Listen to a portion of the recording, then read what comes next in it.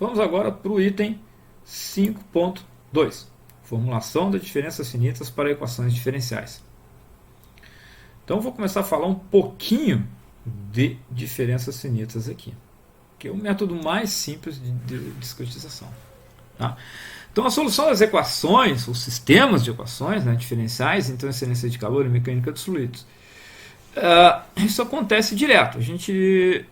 Praticamente todos os problemas de transferência de calor, principalmente mecânica dos fluidos, vai cair num sistema de equações diferenciais. Tá? Existem várias formas de você resolver isso. Tá? Os mais famosos são os métodos de diferenças finitas, os mais aplicados, os métodos de volumes finitos e os métodos de elementos finitos. O nosso foco é o que está destacado aqui, que é o método de diferenças finitas. Tá? Todos eles tratam, né, de substituição das equações diferenciais por um conjunto ou um sistema de equações algébricas.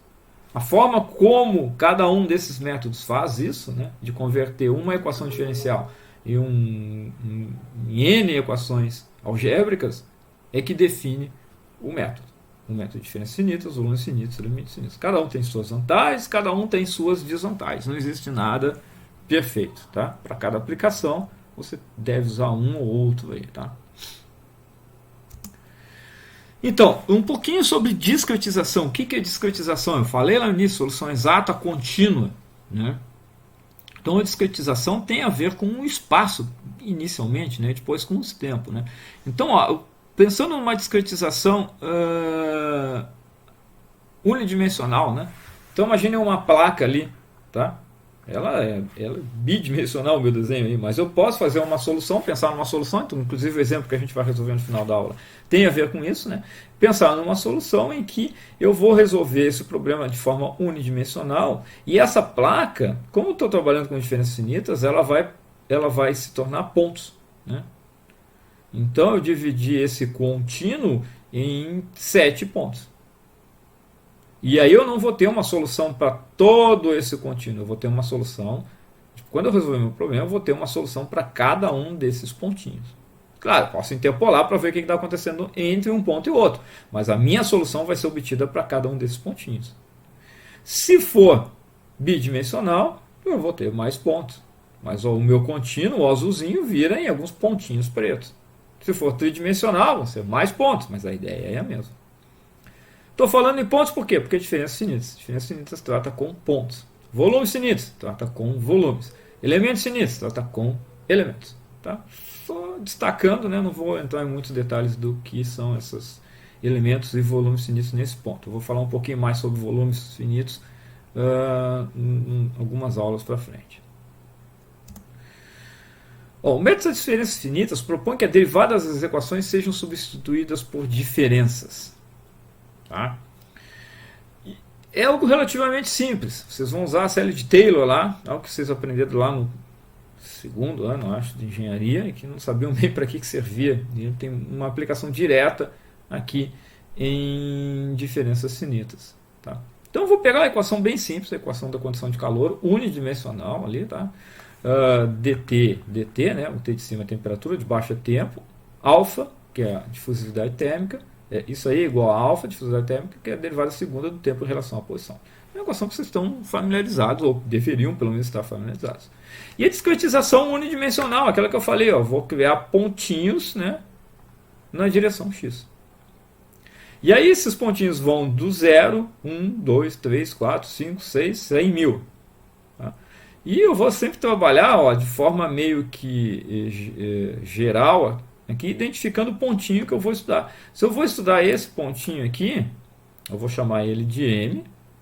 O pontinho da direita eu vou chamar ele de M mais 1. E o pontinho da esquerda ele de M menos 1. Certo? Então a gente vai trabalhar com essa discretização.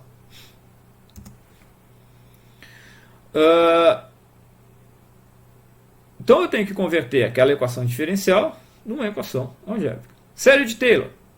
Bom, se não lembram, eu não tenho tempo aqui, né, para ficar redefinindo série de Taylor, né? Tem que ser um pouco rápido aqui. Então, se não lembra série de Taylor, vamos precisar dar uma olhadinha que a gente vai usar bastante isso.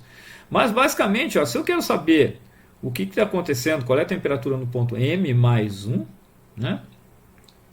O que eu posso fazer? A Sally Taylor diz que eu posso aproximar o valor da temperatura em M mais 1 a partir do valor da temperatura no ponto M e uma derivada no meio do caminho aqui, ó.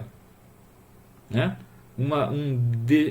É uma série, né? Então vai ser a temperatura no ponto M mais ΔX sobre 1 fatorial dt dx, que é avaliado no meio do caminho, mais ΔX ao quadrado sobre 2 d2t dx2 e assim por diante. Essas coisas, isso aqui é uma igualdade, mas essa igualdade só existe, obviamente, se essa série for infinita. A sorte é que a série inteira converge rapidamente e truncar ela no primeiro, no segundo, terceiro termos não é algo assim tão ruim. Principalmente se esse ΔX aqui, ó, ele for pequenininho. Né? Claro, se ΔX é muito grande, se você truncar no primeiro termo, você vai estar errando muito. Mas se esse ΔX é pequenininho, você consegue uma aproximação bastante razoável. Tá? Então eu posso fazer isso para a direita, posso fazer isso para a esquerda.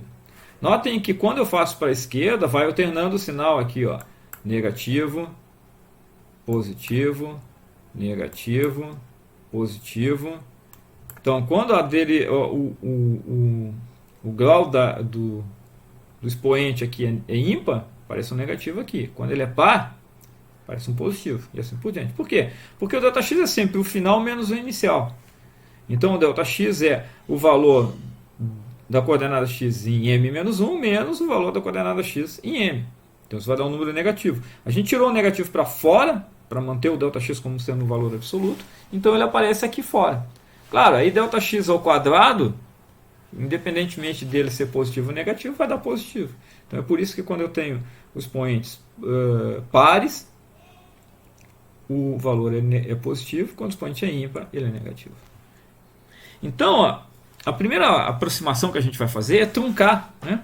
O que é truncar? Eu vou me livrar desses termos aqui, ó, eu vou simplificar, eu vou esse sistema, nessas equações que estão aqui em cima, eu vou representar elas como uma aproximação aqui embaixo. Né? Essa aproximação, então, ó, t de m mais 1 é igual ao tm mais ΔX dt dx mais erros. Isso aqui é um erro. Eu tenho uma aproximação, estou truncando, então eu vou ter erros. Eu estou dizendo que eu espero que os meus erros sejam da ordem de, ou sejam multiplicados por ΔX ao quadrado. Então daí já fica mais ou menos fácil de perceber. Ó, quanto menor for o ΔX, menor vão ser esses erros, melhor vai ser essa minha aproximação aqui, que eu estou truncando aqui no primeiro termo, no segundo termo da minha série de Taylor. Se o ΔX é 0,1, eu vou pegar esses erros aqui e vou multiplicar por 0,01. Então, é um valor pequeno. Mas se ele for 0,01, vai ser 0,01 ao quadrado. Então, os erros vão ser menores ainda. Então, notem que em diferenças finitas, ou em todo método numérico, vai ter aproximação. Por mais preciso que eu queira ser, ou por mais pontos que eu use na minha malha, vai ter algum tipo de aproximação. Isso é inerente. Tá? Eu posso fazer aproximações com mais termos, englobar mais termos, mas eu nunca vou usar todos os termos da série. Tá? Então, ó, fica bem simples. Eu vou repetir, eu acho repetir boa parte daquilo ali. Né? Então, ó, repetir a equação. Ó, t de m mais 1 é igual a t de m ΔX dt dx. Mais erros da ordem de ΔX ao quadrado. Certo? Aí o que acontece? Ó, o que me interessa é a derivada. Então eu isolei a derivada. Tá? Simplesmente isolei a derivada. Da esquerda para a direita da setinha aqui é só isolar a derivada. Tá? E aí, ó, eu simplesmente, isso aqui, ó, ΔX ao quadrado, ó, eu tinha termos aqui multiplicados por ΔX ao quadrado. Eu vou dividir todos esses termos por ΔX. Então, os meus erros aqui, o meu maior erro aqui, né, o primeiro termo aqui vai ser da ordem de ΔX. Então, a aproximação de primeira ordem, essa aqui que eu estou falando, eu espero que os meus erros sejam da ordem do ΔX que eu estou usando. Ou sejam multiplicados pelo ΔX que eu estou usando. Então, é importante que esse ΔX seja pequeno. Tá? Eu fiz isso de forma idêntica aqui, né? Azul e vermelho aqui, para a primeira equação, que era a aproximação para a direita, e a segunda equação, que era a aproximação para a esquerda. Cheguei praticamente na mesma coisa aqui, ó, com erros de ΔX, na ordem de ΔX, né? Cuidado aqui, né? Ó, aqui é Tm mais 1 menos Tm, aqui é Tm menos Tm menos 1. Tá? Eu acho que é isso. Acho que é simples de entender, né? Então eu já tenho uma parcela da minha equação lá.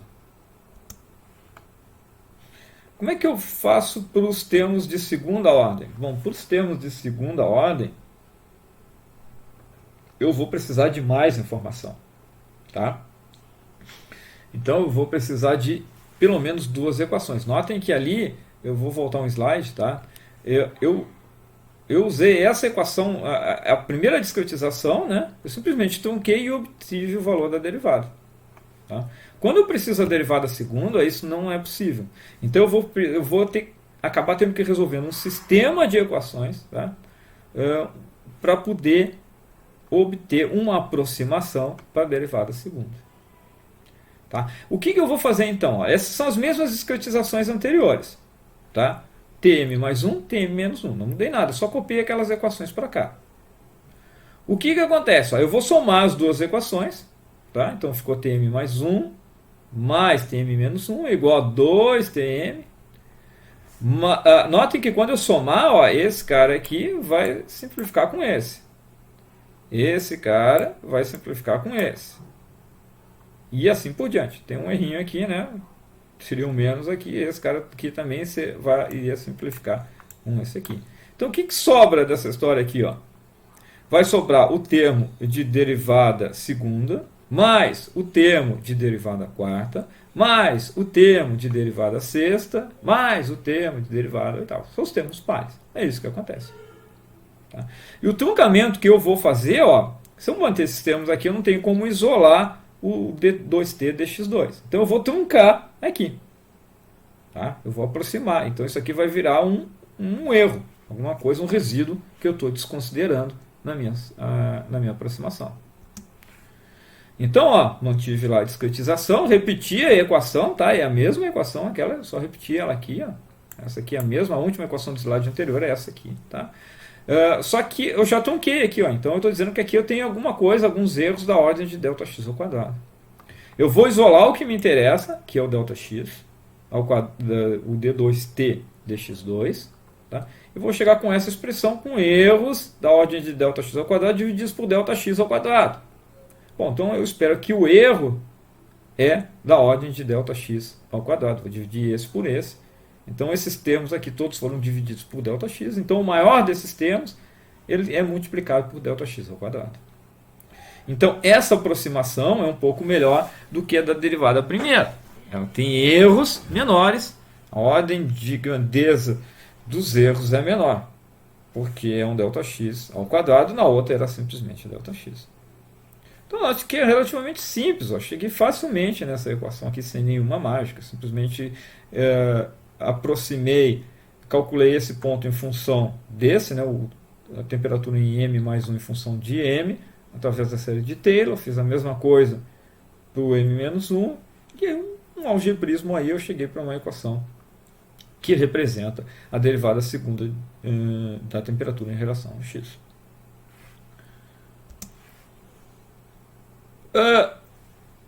Voltando então para a nossa equação, né? Então a equação que eu tinha era dt, né? Temperatura e tempo, igual a alfa d2t dx2. Certo? Eu tinha feito lá para ΔX, mas para ΔT é a mesma coisa, tá? Então isso aqui vai ficar a aproximação da derivada temporal, erros de primeira ordem, e a aproximação da derivada espacial, erros de segunda ordem. Então eu converti essa minha equação diferencial numa equação algébrica. Mas notem, na verdade não é uma equação algébrica, é um conjunto ou um sistema de equações algébricas. Por quê? Porque eu vou escrever isso aqui para cada ponto da malha. Notem, o Mzinho aqui representa um ponto na minha malha. Um pontinho naquela minha discretização. Então, se eu tiver 100 pontinhos, eu vou ter 100 equações. Então, aquela lá que era uma equação diferencial virou 100 equações algébricas. Se eu tiver 100.000, eu vou ter 100.000 equações. Tá? Então, essa é a conversão. Ah, mas é barbada, agora resolve a equação. Não, não é bem assim. Você converteu aquela equação diferencial num conjunto, num sistema de equações. E aí, eu tenho que resolver essas todas juntas para poder obter a minha solução. Tá certo? Uh, 1D, 2D, 3D, a ideia é a mesma. Tá? Não vou gastar muita saliva aqui. Na verdade, a gente tem que exercitar, né? A gente tem que fazer alguns exercícios. Vou fazer alguns com vocês, vocês têm que fazer outros, né? Mas é sempre a mesma coisa, tá?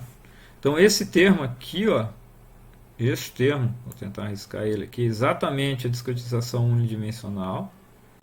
Só que se o problema é bidimensional, vai aparecer aqui um outro termo aqui da discretização na outra dimensão, que é em y. Então eu tinha uma discretização em x, agora tem uma discretização em x e y. Notem que eu tive que criar um outro índice aqui, né? Antes eu só tinha m, m mais 1, m menos 1. Tá, mas isso era em x. Agora em y, quem faz a discretização em y é o n. Então eu tenho n, n mais 1 e n menos 1. Tá? Então tenho mais índices aqui para prestar atenção. E realmente a gente tem que prestar muita atenção, porque normalmente os erros na solução, quando vai fazer à mão, quando vai fazer no computador, estão aqui. Era m mais 1, você botou n mais 1, já era. Né? Aqui é óbvio, ali não é tão óbvio, principalmente para quem não tem experiência. E aí quando explode, tá tudo muito bem. Ah, deu errado. Aí você vai resolver o problema. Quando dá certo. Só que dá certo no sentido que você consegue obter uma solução, mas aquela solução não faz sentido. Está errado. Tá? Então tem que tomar muito cuidado. É um trabalhinho para quem tem paciência, ou se não tem paciência, tem que ter algum método. Né? Eu não sou um cara muito paciente, eu sou um cara voado, então eu sempre procuro ter um método de verificação constante, de prestar muita atenção no que está acontecendo, porque